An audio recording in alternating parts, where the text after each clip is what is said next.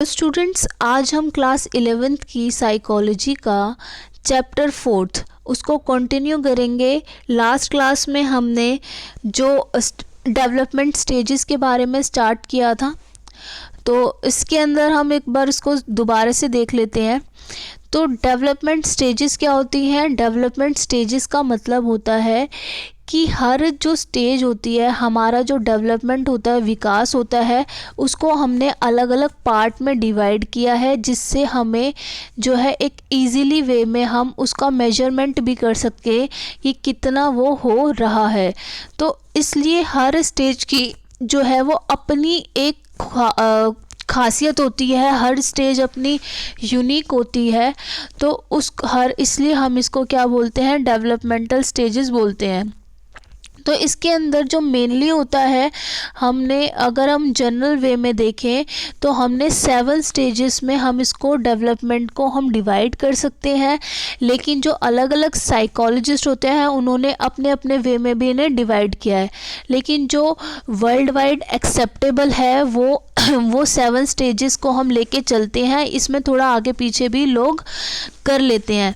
तो सबसे पहले होती है हमारी prenatal stage. Prenatal stage होती है हमारी 40 वीक से 9 महीने 10 दिन तक। ये होती है हमारी प्री नेटल स्टेज होती है। फिर होती है हमारी इन्फेंसी की स्टेज होती है, जो हमारी 0 की बच्चे के जन्म से 2 साल तक हमारी इन्फेंसी स्टेज होती है। फिर आ जाती है हमारी चाइल्डहुड स्टेज। चाइल्डहुड स्टेज में हम 6 से 12 साल तक होती है। ये होती है हमारी चाइल्डहुड स्टेज, जिसके अंदर हम 2 पार्ट में इसे डिवाइड कर सकते हैं। एक तो होता है हमारा अर्ली चाइल्डहुड, जो होता है हमारा 2 से 6 साल तक होता है हमारा अर्ली चाइल्डहुड होता है हमारा। और लेट चाइल्डहुड क्या होता है हमारा? 6 से 12 साल होता है। अब नेक्स्ट आ जाता है हमारा अडल्सेंस। ठीक है, अडल्सेंस होती है हमारी जो 12 साल से 18 तक होती है, वो हमारी अडल्सेंस होती है। फिर आ जाती है हमारी यंग एज। ठीक है, यंग एज होती है हमारी 18 से 35 साल होती है, वो हमारी यंग एज होती है। या हम अडल्ट भी जिसको हम बोलते हैं, यंग एज को हम क्या बोलते हैं? अडल्ट हो चुके हैं अब, अडल्टहुड। अब यंग एज के बाद होती है हमारी मैच्योरिटी की स्टेज की। अब कहते हैं कि ये इंसान मैच्योर हो चुका है, मैच्योरिटी होती है आगे उसमें 35 से 65 साल के लोगों में। उसके बाद मैच्योरिटी के बाद आ जाती है हमारी ओल्ड एज, जिसमें 65 से डेथ तक कि मरने तक वो क्या हो जाती है? हमारी ओल्ड एज हो जाती है। तो आज हम शुरू करते हैं हमारी प्री नेटल स्टेज से। तो जो प्री नेटल स्टेज होती है, जिसके अंदर कंसेप्शन से बर्थ तक जो रहती है, उस पीरियड को हम प्री नेटल स्टेज कहते हैं, 40 वीक से 9 महीने 10 दिन तक। तो इस स्टेज में भी जो बच्चे का डेवलपमेंट होता है वो बहुत ज़्यादा अफेक्ट करता है। जो इस स्टेज की भी अपनी एक खासियत होती है। इसके अंदर जो होता है, जो प्रीनेटल जो है, मैटरनल कैरेक्टरिस्टिक्स पे बहुत ज़्यादा डिपेंड करता है कि जो माता की आयु कितनी है, क्या वो सही उसकी उम्र है, कहीं वो छोटी उम्र की तो नहीं है। ठीक है, तो ये भी उसके अंदर मैटर करता है कि मैटरनल एज मैटर करती है। न्यूट्रिशन उनका कैसा वो न्यूट्रिशन ले रही है, उनकी इमोशनल स्टेज कैसी है, इमोशनल अवस्था कैसी है, उनको कोई डिजीज़ और इन्फेक्शन तो नहीं है। तो ये सारी चीज़ें जो हैं उनमें अफेक्ट जो है करेगी बच्चे के डेवलपमेंट में। तो इसके अंदर जैसे एग्जांपल दिया हुआ है रूबेला एक जर्मन मीजल्स है, या जेनेटिकल हर्ब्स है, या HIV है, ह्यूमन इम्यूनो डेफिशिएंसी वायरस। इसमें बिलीव किया जाता है ये जेनेटिक प्रॉब्लम्स लाते हैं न्यूबॉर्न बेबी में। तो इसलिए आपने देखा होगा कि जो मदर होती हैं उनको अलग अलग इंजेक्शंस लगाए जाते हैं। या जो अलग एक और थ्रेड जो होता है इसके अंदर, वो होता है हमारा टेट्रोजन में क्या होता है? जो एनवायरमेंटल एजेस होते हैं वो क्या कर देते हैं? डेविएशंस कर देते हैं, अलग अलग एबनॉर्मेलिटीज़ लेके आ जाते हैं। अगर किसी को कॉमन टेट्रोजन है, जैसे मान लो कोई मदर अगर ड्रग्स लेती है, ठीक है, या इन्फेक्शन हो गया है, या पोल्यूशन बहुत ज़्यादा है, अब उसके अंदर अल्कोहल ले रही है, टोबैको ले रही है, तो ये सारी चीज़ें भी इसकी ये टेट्रोजन के कॉमन टेट्रोजन्स होते हैं, जिसकी वजह से एबनॉर्मलिटीज़ जो बच्चा होता है उसमें आ जाती है। कि आपने कई बच्चे देखे होंगे जो आपसे अलग हैं थोड़े, तो वो क्यों अलग हैं, वो स्पेशल चाइल्ड हैं क्योंकि जो उनकी मदर का डेवलपमेंट था, मदर ने उस टाइम पे ये सारी चीज़ें करी हैं जो उन पे अफेक्ट पड़ता है। रेडिएशंस जो होता है, जैसे बार बार अगर कोई एक्सरे करा रहा है, या आपने देखा होगा कि अगर ऐसी लेडीज़ मान लो मेट्रो में जा रही हैं, तो मेट्रो में जाती हैं तो बार बार उन्हें चेक किया जाता है, तो वो जो एक्सरे होता है, ठीक है, या जो वो मशीन से उन्हें चेक करते हैं, तो वो क्या होता है, वो उस पर अफेक्ट करते हैं कि आप कैसे एरिया में रह रहे हो। तो ये सब चीज़ें जो होती हैं, पोल्यूशन है, जैसे कार्बन मोनोऑक्साइड है, मरकरी है, आपके खाने में लेड कितना है, तो ये सारी जो चीज़ें हैं जो बच्चे का जो मेंटल डेवलपमेंट होगा, उसका फिजिकल डेवलपमेंट होगा, हर चीज़ के डेवलपमेंट को उसको अफेक्ट करेगी। तो ये हमारी होती हैं प्रीनेटल स्टेज। अब प्रीनेटल स्टेज के बाद आ जाती है हमारी इन्फेंसी स्टेज, जो 0 to 2 ईयर्स है, जन्म लेने से 2 साल तक। तो इसमें बोलते हैं जो मैक्सिमम डेवलपमेंट होगा, ब्रेन डेवलप्स होता है अमेजिंग रेट पे बिफोर एंड आफ्टर बर्थ, कि जन्म लेने से पहले भी बहुत ज़्यादा डेवलपमेंट होगा ब्रेन का, और इन्फेंसी स्टेज में भी उसका बहुत ज़्यादा ब्रेन का बच्चे का डेवलपमेंट होता है 0 से 2 साल तक के लिए। तो इसमें होता है just before birth the newborn babies have most but not all the brain cell, कि जन्म लेने से पहले उसका डेवलपमेंट बच्चे का बहुत अच्छा हो रहा है, लेकिन उस टाइम पे उसके सारे सेल्स नहीं होते। लेकिन लेने के बाद क्या होता है, तो हम बोलेंगे कि उसका ब्रेन का डेवलपमेंट, जैसे आगे क्वेश्चन कहाँ पे अमेजिंग रेट पे होगा, तो वो हम बोलेंगे इन्फेंसी स्टेज में होगा, क्योंकि इसके अंदर उसके जो सारे सेल्स हैं वो भी उसके अंदर पूरे डेवलप हो चुके हैं। वैसे ये बिफोर बर्थ भी होगा, लेकिन अमेजिंग रेट पे कब होगा, ये हमारे इन्फेंसी स्टेज पे होगा। इसके अंदर न्यूरल कनेक्शंस होता है और रैपिड ग्रोथ होती है बहुत ज़्यादा ब्रेन की। अब इसके अंदर जो बच्चा है वो अलग अलग चीज़ें सीखता है, ठीक है, और ये सारी चीज़ें जो है बच्चे के अंदर पहले ही गॉड गिफ्टेड होती है अपने आप को सस्टेन करने के लिए, कि ब्रेथ कैसे लेना है, सक कैसे करना है, चीज़ों को स्वेलो कैसे करना है, ये सारी बॉडीली डिस्चार्ज और ये सारी चीज़ें भी उसके डेवलपमेंट को अफेक्ट करती हैं। अब न्यूबॉर्न जो होते हैं, अपने जो उनका फर्स्ट वीक ऑफ लाइफ होता है वो इंडिकेट करता है डायरेक्शन ऑफ, जैसे बच्चे ने जन्म लिया और वो पहले वीक में ही उसे ये पता चल जाता है कि किस डायरेक्शन से आवाज़ आ रही है, और वो अपनी माता की आवाज़ में और जो किसी दूसरी औरत की आवाज़ में वो क्या है डिफरेंस बता देता है पहले हफ्ते में ही, और can imitate simple gestures like tongue protrusion और माउथ ओपनिंग। वो इन सारी चीज़ों को भी क्या कर सकता है, उनकी नकल करनी शुरू कर देता है देख के। तो अब बोला फर्स्ट वीक में ही जो बच्चा है वो डिस्टिंग्विश कर लेगा अपनी माँ की आवाज़ में और दूसरी लेडी की आवाज़ में, और ये भी पता चल जाएगा उसे कि किस डायरेक्शन में आवाज़ आ रही है। अब इसमें क्या होगा, मोटर डेवलपमेंट क्या होगा, मोटर डेवलपमेंट का मतलब कि उसके बॉडी के जो पार्ट्स हैं वो रिफ्लेक्सेस पे कैसा मूवमेंट कर रहे हैं, ठीक है। तो रिफ्लेक्सेस में जैसे ऑटोमेटिक मूवमेंट उसकी जो कैसी हो रही है, बिल्ट इन की जो उसके स्टिमुलस पे वो कैसा रिस्पॉन्स दे रहे हैं। तो कुछ जो हमारे रिफ्लेक्स जो होते हैं न्यूबॉर्न में होते हैं, जैसे कफ करना, कि वो खांसते हैं छोटे छोटे बच्चे, ठीक है, इन्फेंट, और ब्लिंक करते हैं, अपनी आंखों को झपकाते हैं, उबासी लेते हैं, योनिंग करते हैं। ये सारी चीज़ें क्या होती है, ये हमारे मोटर डेवलपमेंट बताती है।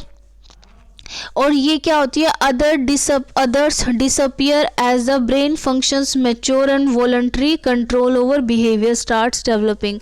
अब जो अदर जो उन्होंने पहली जो सीखी थी, अब जैसे जैसे वो चीज़ें सीखते हैं तो बाकी की भूलना शुरू कर देते हैं, ठीक है, अदर फंक्शंस को।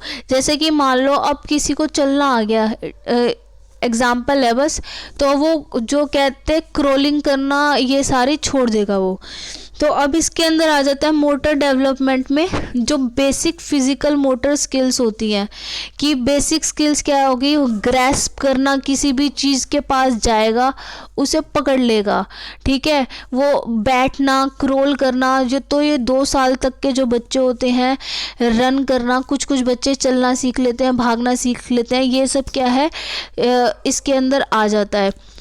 तो ये जो सीक्वेंस होता है मोटर यानी फिजिकल डेवलपमेंट का यूनिवर्सल होता है, चाहे इंडिया का बच्चा हो या अमेरिका का बच्चा हो, दोनों में सेम चीज़ पाई जाएगी, जिससे एक्सपेक्ट किया जाएगा कि वो 2 साल तक वो पैरों के क्या कहते हैं क्रोलिंग करना सीख ले, वो रनिंग करना सीख ले, चीज़ों को पकड़ना सीख ले। ये क्या है हमारा यूनिवर्सल होता है। लेकिन इसमें फिर भी कुछ एक्सेप्शंस होते हैं।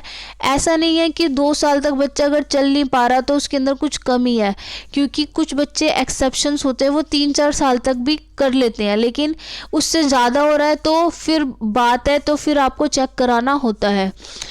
अब है इन्फेंसी में, बच्चों की इन्फेंसी स्टेज में सेंसरी एबिलिटीज़ कैसी होती हैं। सेंसरी में वो अपनी मदर की आवाज़ को कुछ ही घंटों में पहचान लेते हैं। उनके जन्म के कुछ घंटे के बाद ही उनको पता चल जाता है कि ये मेरी माँ की आवाज़ है या किसी और की आवाज़ है। ये इनकी सेंसेस बताती है। जैसे ऊपर भी लिखा था ना अभी कि इसके अंदर वो फर्स्ट वीक में ही बता देते हैं कि किस डायरेक्शन से आवाज़ आ रही है, और अपनी मदर की और अदर लेडी की आवाज़ में वो पहचान लेते हैं। अब है कि वो बच्चे कितना देख पाते हैं। तो जो न्यूबॉर्न बेबी होते हैं prefer to look at some stimuli rather than others, कि वो कुछ ही चीज़ों को देखना पसंद करते हैं। वो ज़्यादा इधर उधर अपनी आंखें नहीं कर पाते, उनको सिर्फ कुछ ही फेसेस को देखना पसंद होता है, ठीक है। जैसे अब इसके अंदर होता है उनका जो विज़न होता है कि उन देख कितना पाते हैं, जो अडल्ट विज़न होता है उससे कम विज़न होता है न्यूबॉर्न बेबी का। लेकिन जब वो 6 महीने के हो जाते हैं तो उनका जो विज़न होता है, जो देखने की शक्ति होती है, वो इम्प्रूव हो जाती है, और 1 साल तक उनका जो आँखों की शक्ति होती है, जो विज़न होता है, वो कंप्लीट हो जाता है 20/20 तक। जो एक अडल्ट का होता है 20/20 कंप्लीट, वही इनका भी हो जाता है। लेकिन जब वो जन्म लेते हैं तब उनका विज़न अच्छा नहीं होता, और 6 महीने के बाद उनका विज़न इम्प्रूव होना शुरू होता है। अब can a newborn baby see colour, क्या वो कलर देख सकता है न्यूबॉर्न बेबी?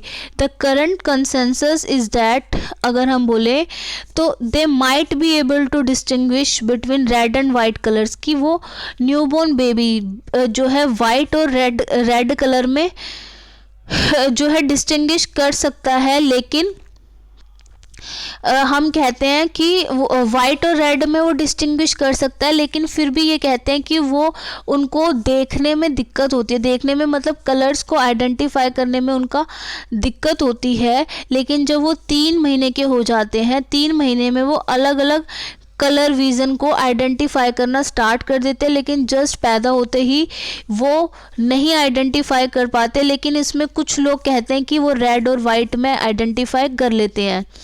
अब है what is the nature of hearing in newborn baby, कि न्यूबॉर्न में उनका सुनने की शक्ति कैसी होती है, कि वो इन्फेंट जो है इमीडिएटली आफ्टर बर्थ, कि बर्थ लेते ही वो अपना सुनने की शक्ति उनकी डेवलप हो जाती है। जैसे जैसे वो बड़े होते हैं वो साउंड उनकी है इम्प्रूव होनी स्टार्ट हो जाती है, या लैंग्वेज डेवलपमेंट उनका स्टार्ट हो जाता है। जो न्यूबॉर्न जो है रिस्पॉन्स करते हैं टच को, और वो जो फील करते हैं पेन को, कि कौन उनको कैसे टच कर रहा है, उनको दर्द हो रहा है, वो सब वो फील करना स्टार्ट कर देते हैं। वो स्मेल करनी स्टार्ट कर देते हैं। टेस्ट उनको पता चल जाता है कि किस चीज़ का क्या सा टेस्ट होता है। 2 साल तक के बच्चे का आप देखोगे उसको पता चल जाता है, जो चीज़ उसे नहीं पसंद आती है उसे फेंक देता है, वो नहीं खाता। तो क्या है, उसको टेस्ट भी पता चल जाता है। अब कोग्निटिव डेवलपमेंट, कोग्निटिव मतलब कि मेंटल डेवलपमेंट बच्चे का कैसा होगा। तो अब इसमें है कि मेंटल डेवलपमेंट के लिए जो जीन पियाजे थे, या पाइगेट भी बोलते हैं, कोई पियाजे भी बोलते हैं, जो जीन पाइगेट थे उन्होंने बोला कि 0 to 2 साल में जो बच्चा होता है वो कंस्ट्रक्शन करता है, ठीक है, कंस्ट्रक्ट करता है अंडरस्टैंडिंग ऑफ द वर्ल्ड, कि जो वर्ल्ड है उसको वो क्या करता है, समझता है, कंस्ट्रक्शन करता है इसके अंदर। उन्होंने बोला कि जो जीन पियाजे की थ्योरी आपने पढ़ी होगी, ठीक है, या नेक्स्ट ईयर पढ़ोगे, उसमें उन्होंने अपनी स्टेजेस बताई हैं कि जो बच्चा होता है उसका डेवलपमेंट कैसे होता है अलग अलग स्टेजेस में। आप मेरे चैनल पे ढूंढ लेना, जीन पियाजे की थ्योरी आपको मिल जाएगी। तो जीन पियाजे की जो थ्योरी है उसमें उन्होंने बोला कि information does not simply enter their mind from the environment, कि एनवायरनमेंट से सीधा उनके दिमाग में चीज़ें नहीं जाती, बल्कि जब बड़ा होता है, बच्चा ग्रो करने लगता है, इंफॉर्मेशन वो खुद से एक्वायर करता है, उसके अकॉर्डिंग अपने आप को अडेप्ट करता है, अपने आइडियाज़ को समझता है।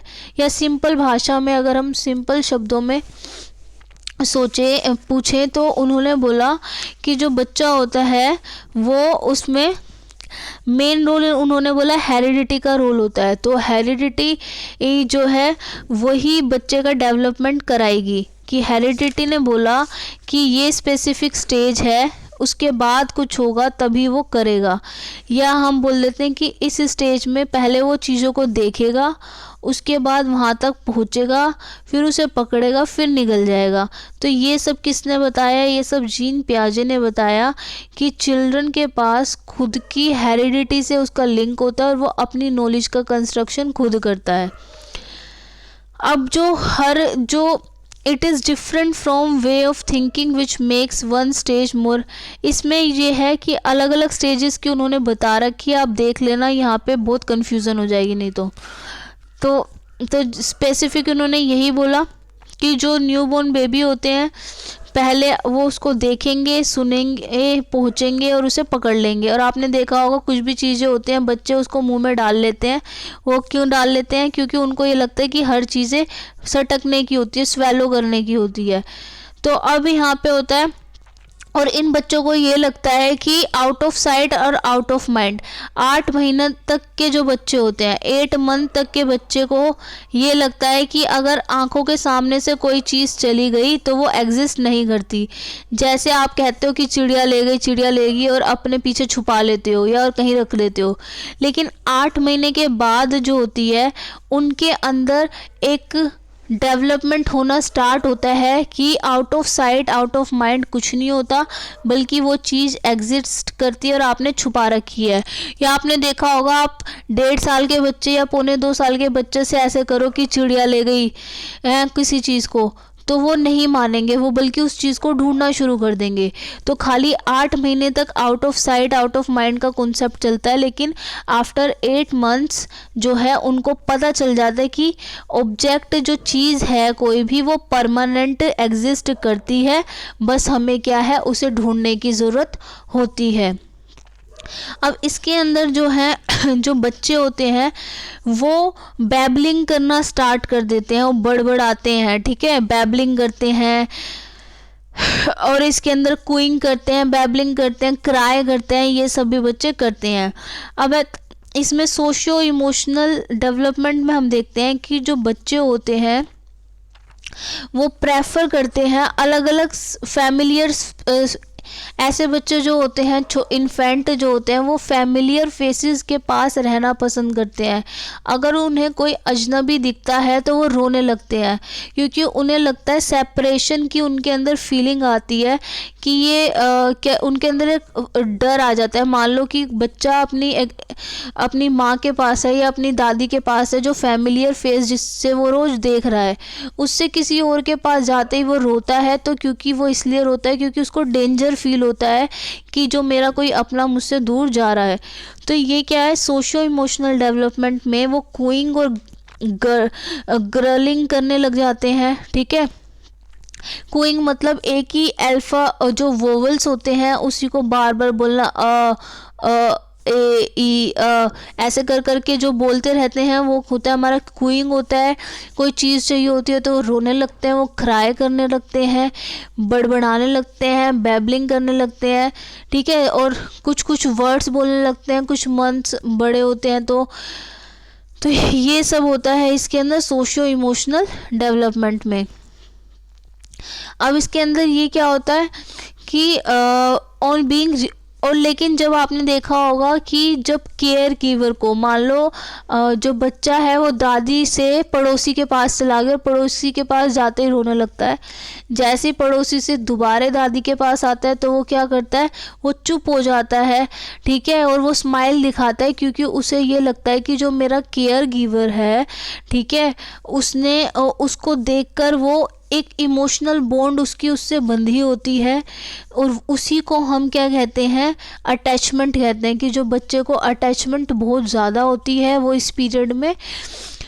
तो अब हम कहें कि जो हार्लो और हार्लो थे, उन्होंने एक एक्सपेरिमेंट किया 1962 में कि बेबी मंकीज़ के ऊपर। उन्होंने बच्चों को लिया, बंदर के बच्चों को लिया, और जैसे ही जन्म लेते ही उन्होंने उनको क्या किया, उनकी माँ से दूर कर दिया, जन्म लेते ही बच्चों को।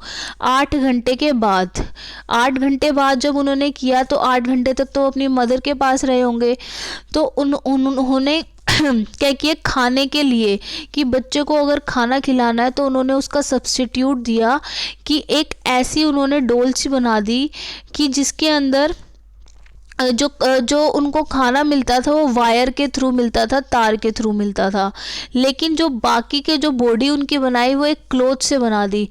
जब एंड में देखा गया तो एंड में देखकर ये पाया गया कि जो बच्चे थे उन्होंने बेशक से उनको कोई खाना वो तार से खा रहे हैं, वायर से खा रहे हैं, और नीचे सॉफ्ट कपड़ा लगा हुआ है, ठीक है, लेकिन उन्होंने अटैचमेंट उस सॉफ्ट कपड़े से दिखाई। तो इससे ये पता चलता है जहाँ पर उनको कंफर्ट फील होता है, चाहे उनको खाना कोई भी खिलाए, लेकिन कंफर्ट जिससे फील होता है वो इम्पोर्टेंट बच्चों के लिए मैटर करता है।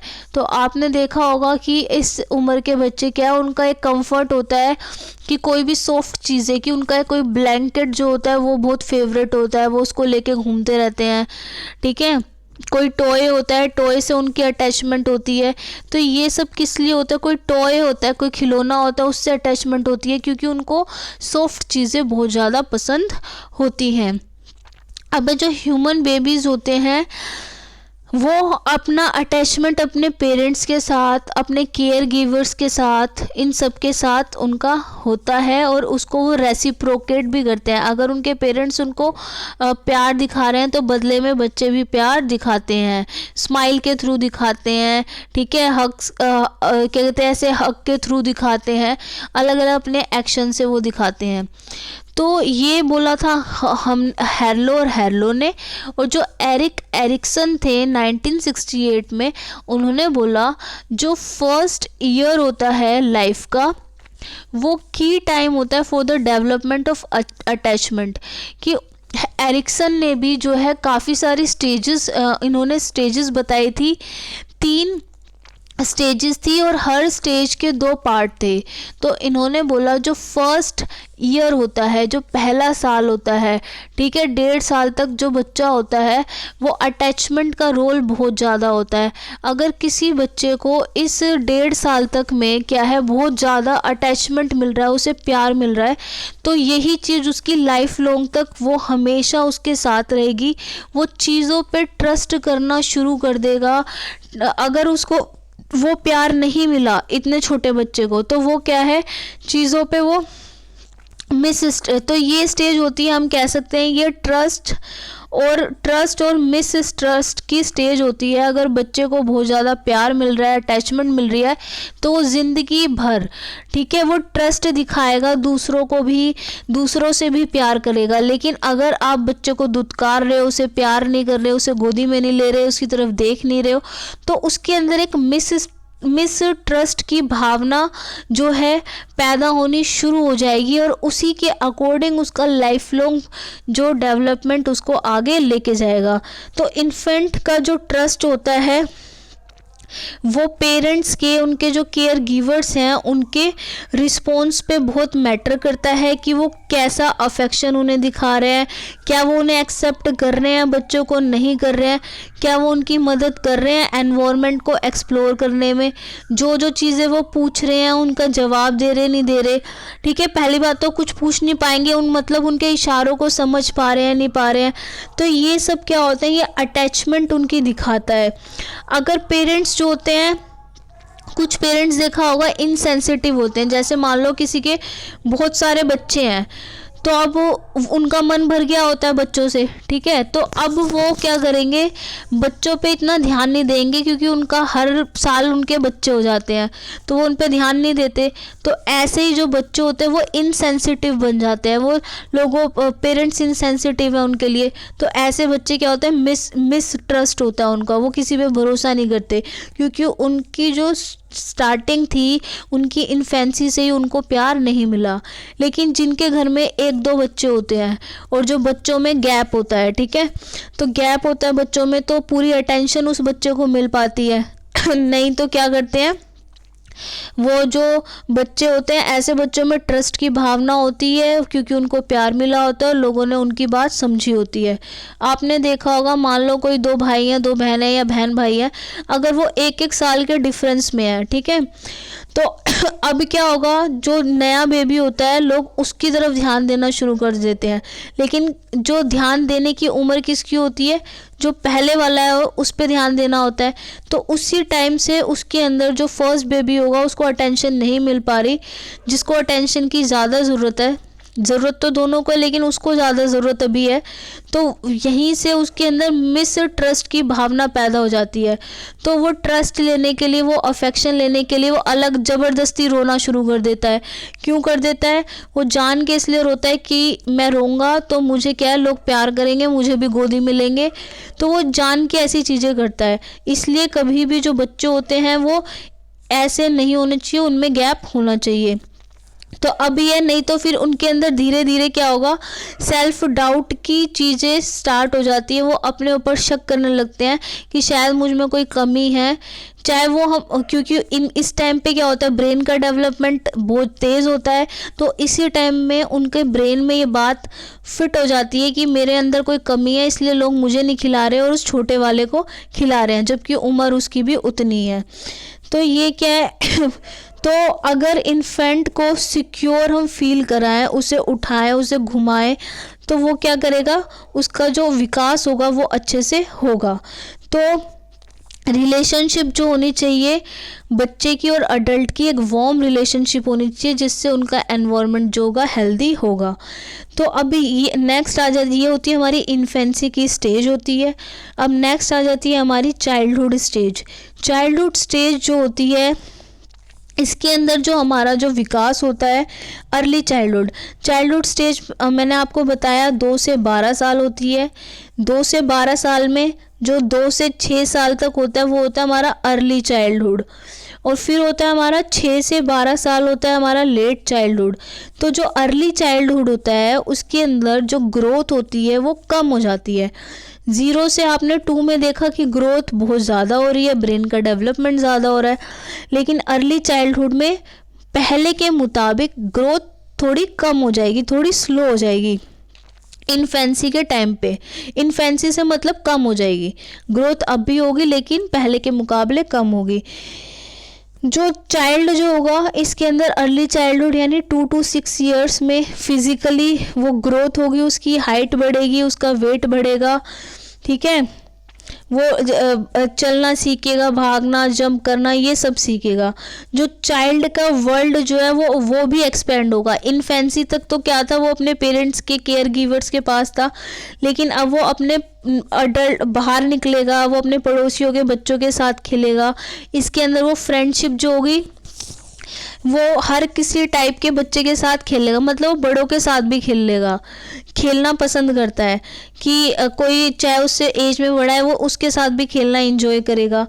इस स्टेज में उसको गुड और बैड के बारे में भी पता चलता है कि क्या चीज़ें अच्छी होती हैं, क्या चीज़ें बुरी होती हैं।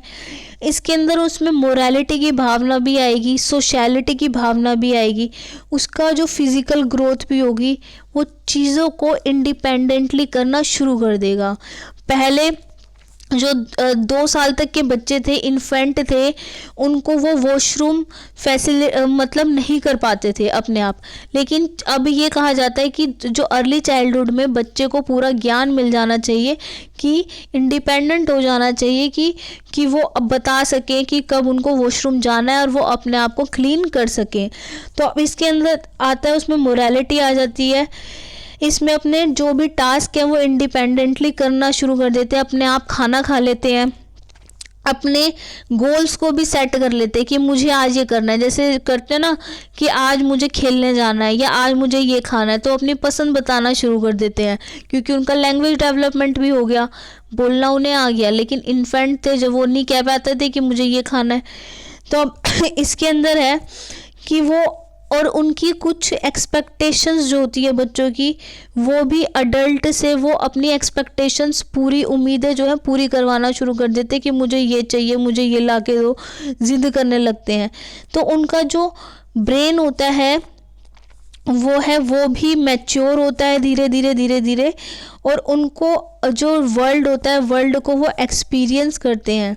अब इसके अंदर हम बोलें कि उनका फिज़िकल डेवलपमेंट कैसे होगा।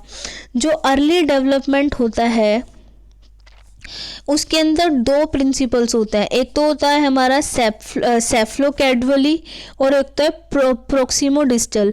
सेफ्लोकैडवली का मतलब है कि इसके अंदर जो दिल के पास, ठीक है, मतलब जो फ्रॉम द सेफ्लिक और हेड ओरिजिन टू द सेफ्लोकैडवली में होगा कि जो सर से लेकर, ठीक है, हेड टू टेल, जो बच्चे का जो फिजिकल डेवलपमेंट होगा वो हेड से टेल की तरफ जाएगा। यानी आपने देखा होगा जब बच्चे पैदा होते हैं तो उनका सर बहुत बड़ा होता है, तो अब क्या होगा, इसके अंदर डेवलपमेंट उनका पहले धीरे धीरे उनका जो सर जो है वो ठीक होना शुरू होगा, फिर उनके अदर बॉडी पार्ट्स, तो अपर से लोअर पार्ट्स की तरफ उनका डेवलपमेंट जाएगा। तो जो हम कहते हैं जो ग्रोथ होगी वो centre of the body and move towards extreme, ये होता है हमारा सेफ्लोकैडवल। और प्रोक्सिमोडिस्टल का मतलब होता है दिल के पास, कि जो ये दिल है मेरा, हार्ट है, हार्ट के पास के जो चीज़ें होंगी, मेरा लंग्स है या मेरे और जो जितने भी बॉडी ऑर्गन्स है ना, दिल के पास वालों का डेवलपमेंट ज़्यादा होगा। या आपने देखा होगा जो 2 साल तक के बच्चे के आप दिल पे ऐसे हाथ लगा के देखो तो बहुत ज़्यादा उसकी जो हार्ट बीट होती है बहुत फास्ट होती है, लेकिन जैसे जैसे वो बड़ा होगा उसकी हार्ट बीट पे कंट्रोल होने लगता है। तो प्रोक्सिमोडिस्टल में क्या होगा, जो दिल के पास के जितने भी ऑर्गन्स हैं उन पे कंट्रोल होना शुरू होता है, उनका डेवलपमेंट पहले होता है। तो ये होता है हमारा प्रोक्सिमोडिस्टल। और सेफ्लोकैडवल मतलब कि हेड टू टेल, इस टाइप में चलना। तो ये दोनों ही डेवलपमेंट चलते हैं। तो ये होता है हमारा फिजिकल डेवलपमेंट, ऐसा होगा उसका। तो इसमें अब आ जाता है नेक्स्ट कि इसमें जो ब्रेन और ये वही है, the brain and the head show more rapidly than other body part, तो इसमें ये लिखा हुआ है।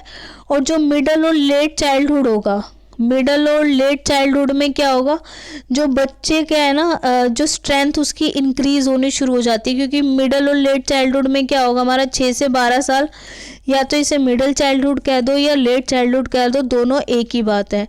तो इसमें उसको प्रॉपर कोऑर्डिनेशन आ जाता है, पेंसिल कैसे पकड़ते हैं, कलर कैसे करते हैं, लिखते कैसे हैं, पढ़ते कैसे हैं, ये सारी चीज़ें उसकी होनी स्टार्ट हो जाती है, इवन कंप्लीट हो जाती है कि लिखना उसे आ जाता है।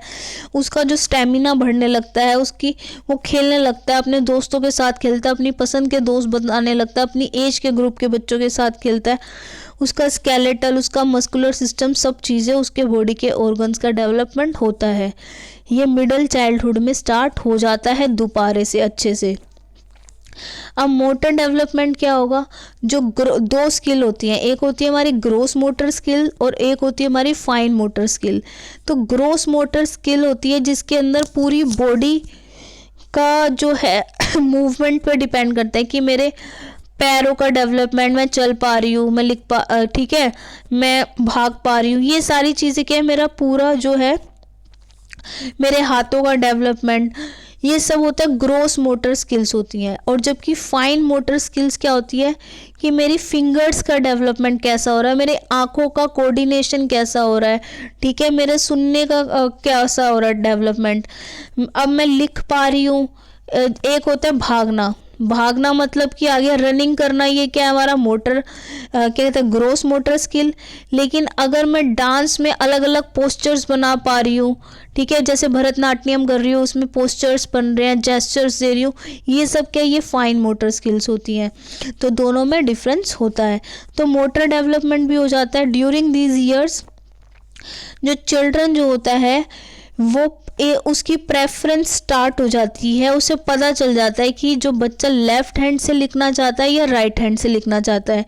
आपने देखा होगा कि टीचर और पेरेंट्स बहुत गलत काम करते हैं कि अगर जो ये ना गॉड गिफ्टेड होती है, जीन्स ने, हमारे हेरिडिटी ने बताया है कि आप किस हाथ से लिखोगे, ठीक है। कुछ बच्चे लेफ़्ट हैंड से लिखना चाहते हैं, लेकिन हमने एक मिथ बना लिया है कि नहीं, बच्चों को राइट हैंड से ही लिखना है। तो जो बच्चे क्या होते हैं लेफ़्ट हैंड से जिन्होंने लिखने की स्टार्टिंग करी, उनके पेरेंट्स ने या उनके टीचर्स ने उनसे ज़बरदस्ती वो आदत उनसे छोड़ने को कहा और बोला कि आप राइट से लिखो। लेकिन जब उसने राइट से लिखना शुरू किया तो उसकी हैंडराइटिंग अच्छी नहीं आ रही, उसके स्पीड नहीं बन रही। तो हमें ये सब नहीं करना चाहिए। बच्चे की प्रेफरेंस अपनी है कि वो लेफ़्ट हैंड से लिखना चाहता है या वो राइट हैंड से लिखना चाहता है। अब है हमारा कॉग्निटिव डेवलपमेंट। कॉग्निटिव डेवलपमेंट क्या होगा, इसके अंदर जो बच्चा जो है, इसके अंदर ऑब्जेक्ट परमानेंसी आ जाएगी बिल्कुल, ठीक है, कि जो ऑब्जेक्ट है वो परमानेंट होता है। और इसके अंदर मेंटली उसको सिंबल्स पता है, ठीक है, लेक्स हर चीज़ उनको मेंटली पता होती है कि ये चीज़ ऐसी होती है। और इसके अंदर जो प्याजे की जो हमारे वो प्री ऑपरेशनल थॉट्स उसमें आ जाएंगी। मेंटली क्या कहते हैं चीज़ों को वो प्रेजेंट करना शुरू कर देगा कि अगर कोई चीज़ें अभी मेरे सामने नहीं है लेकिन मैं फिर भी उसके बारे में इमेजिन कर पा रही हूँ। मेरी मैडम ने बोला ट्री, तो मैंने इमेजिन कर लिया, मेरी इमेजिनेशन पावर इम्प्रूव हो गई कि ट्री ऐसा होता है, हाउस मैंने इमेजिन कर लिया। तो ये सब क्या है, ये सब इसमें आ जाएगा। अब जैसे इसमें दे रखा है कि दोनों में ग्रोस और फाइन मोटर स्किल्स में क्या है, 3 साल में अगर ग्रोस मोटर क्या है, होपिंग कर रहा है, जंप कर रहा है, भाग रहा है, और फाइन क्या है कि ब्लॉक्स बना रहा है, ऑब्जेक्ट्स को पिक कर रहा है, 4 फिंगर्स है, थंब है।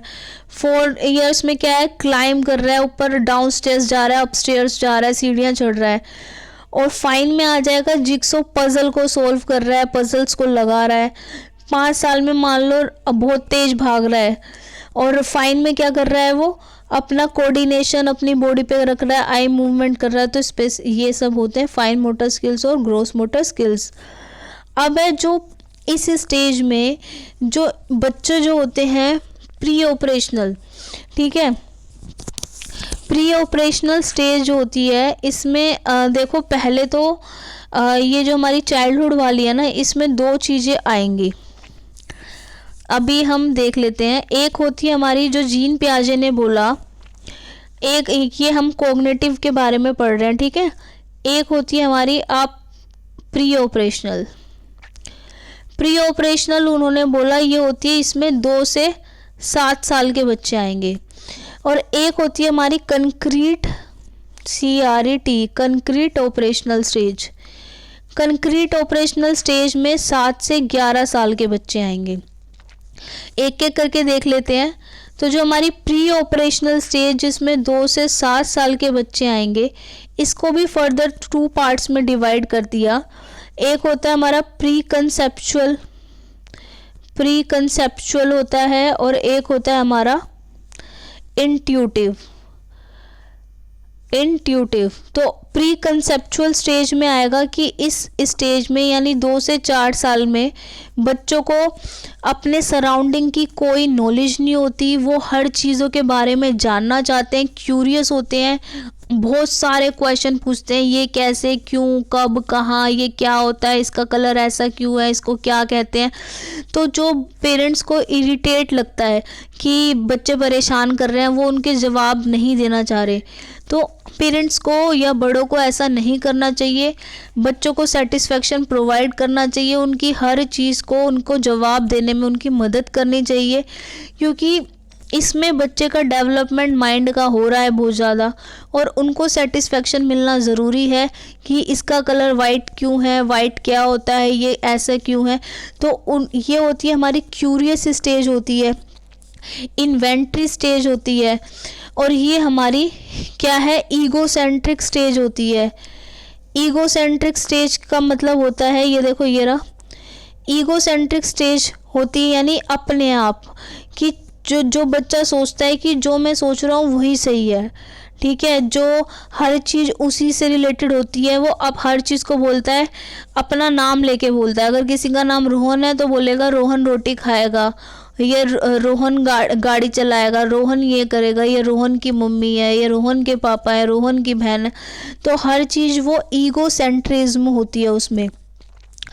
अब जो दूसरा इसमें उनमें एनिमिज्म भी होती है। एनिमिज्म का मतलब होता है वो सोचते हैं कि जो नॉन लिविंग थिंग्स होते हैं ना, उनके अंदर भी जान होती है। जैसे मान लो बारिश आ रही है तो जल्दी से क्या करेगा कि वो अपनी साइकिल को अंदर लेके आएगा, या ठंड हो रही है तो आपने देखा होगा बच्चे खिलौनों को क्या है, कंबल में सुला देते हैं कि मेरे टॉय को ठंड लग जाएगी, ठीक है। तो इसमें उनमें एनिमिज्म की भावना होती है, वो सोचते हैं कि जो नॉन लिविंग थिंग्स होती है उनमें भी जान होती है, ठीक है, वो भी एक लिविंग क्रिएचर होते हैं हमारी तरह। या यूँ जैसे गिर जाते हैं तो कहते हैं अरे फर्श पे गिर गए तो कहते हैं अरे फर्श ने मुझे मार दिया, रोने लगते हैं तो वापस कहते हैं फर्श को मारने लगते हैं। तो ये क्या होता है, उनमें एनिमिज्म की भावना होती है। अब आ जाता है हमारा इसमें ही इंट्यूटिव जो होती है, प्री ऑपरेशनल में ही होती है हमारी इंट्यूटिव।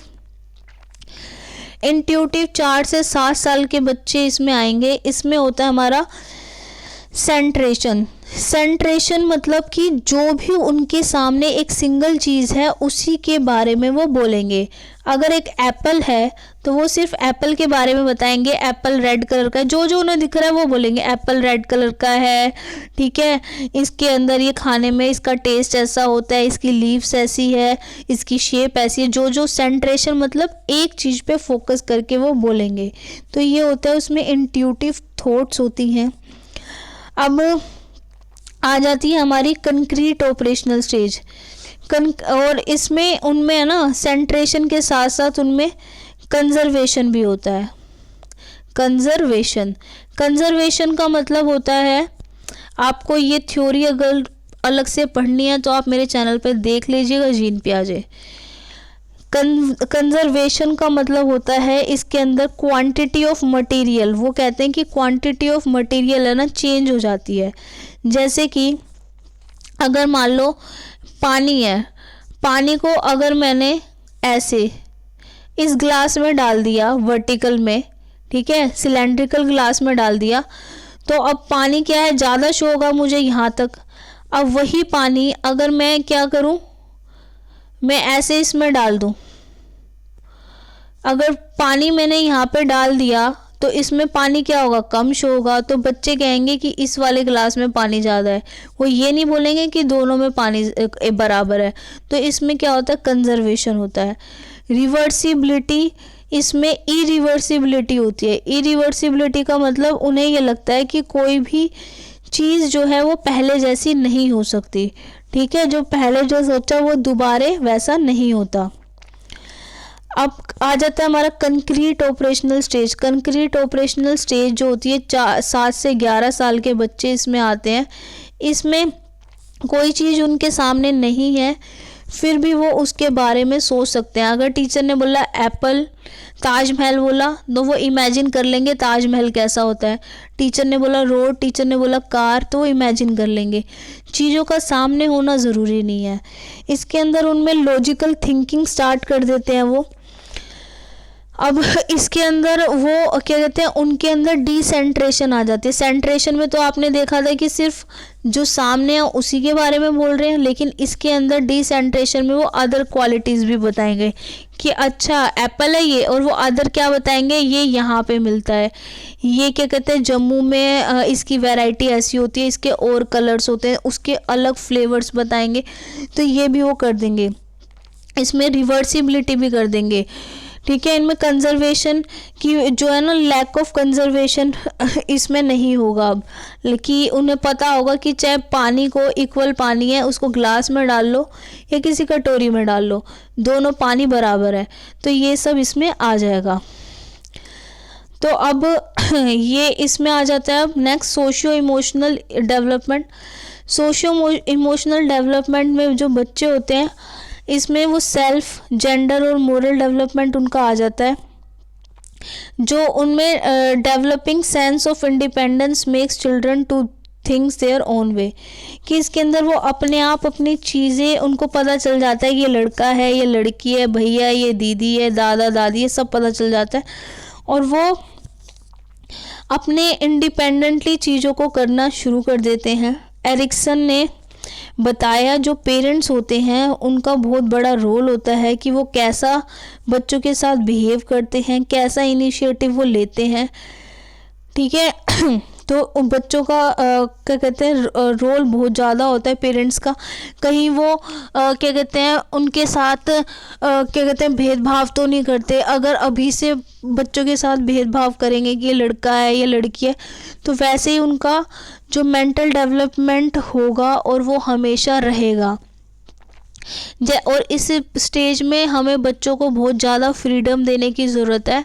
अगर आप उसे साइकिल सीखने ही नहीं दोगे तो उसको हमेशा ज़िंदगी भर डर रहेगा, पूरे लाइफ लॉन्ग तक, ओल्ड एज तक उसे डर रहेगा कि मैं ये नहीं कर सकता। तो ये स्टेज ऐसी है, इसमें उसको सारे डर निकालने हैं। तो जो वो कर रहा है उसे करने दो, बस उस पर नज़र रखो। ठीक है, अगर वो साइकिल चला रहा है तो चलाने दो, गिरने दो, लेकिन उस पर नज़र रखो। ठीक है, तो इसमें फ्रीडम देने की ज़रूरत है उसका डर निकालने के लिए, नहीं तो वो सेल्फ डाउट उसे हमेशा रहेगा और वो कभी भी वो इंडिपेंडेंट नहीं हो पाएगा। उसके अंदर गिल्ट की भावना रहेगी कि मैं ये नहीं कर सकता, कि कोई मुझसे प्यार नहीं करता, ये सारी चीज़ें उसकी आगे तक रहेगी। और इसके अंदर जो है उसके अंदर बच्चों के अंदर भेदभाव भी इसमें नहीं करना चाहिए, नहीं तो उनमें ये भावना रहती है कि मैं ऐसा हूँ, मैं ऐसी हूँ, इस वजह से मेरे साथ ऐसा व्यवहार किया जा रहा है। तो वो उनके अंदर इन्फीरियरिटी कॉम्प्लेक्स होना भी स्टार्ट हो जाता है कि मैं बेकार हूँ, मुझ में कोई अच्छी बात नहीं है, इसलिए लोग मुझे पसंद नहीं करते। तो ये सारी चीज़ें इसमें आएगी।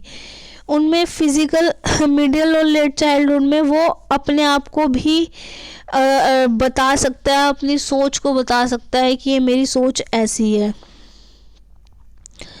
अब इसके अंदर ये आ जाता है हमारा मोरल डेवलपमेंट में आ जाता है। वो राइट और रॉन्ग के बारे में बता सकता है, क्योंकि वो क्या चाइल्डहुड है, 12 साल तक की उम्र है। अब बता सकता है ये सही है गलत है। टीचर कोई क्वेश्चन पूछती है तो बताएगा कि उसके खुद के विचार क्या है, वो क्या समझता है। तो इसके अंदर जो कोहलबर्ग की थ्योरी मैंने अपने चैनल पे दी हुई है, आप उसे देख लेना डीपली। तो इसमें जो कोहलबर्ग की जो थ्योरी है उसके अनुसार, वैसे आपके सिलेबस में है नहीं है, लेकिन आप फिर भी पढ़ना चाहो तो आप देख सकते हो। तो कोहलबर्ग ने मोरल डेवलपमेंट के बारे में बोला था कि कैसे मोरल डेवलपमेंट बहुत ज़्यादा ज़रूरी है इसके अंदर, कि बच्चों के डेवलपमेंट के लिए। कि कई बार ये हम कंफ्यूज हो जाते हैं कि ऐसा अगर कोई झूठ किसी का भला कर दे तो वो झूठ नहीं होता। तो ये वाली बातें भी इसमें आ जाती है। वो सोशल बनने लगता है, अपनी चीज़ों को शेयर करना सीखता है अपने दोस्तों के साथ, अपनी फैमिली के साथ। तो ये सब इसमें आएगा। अब हम नेक्स्ट वीडियो में बाकी का चैप्टर कंप्लीट करेंगे। Till then good bye.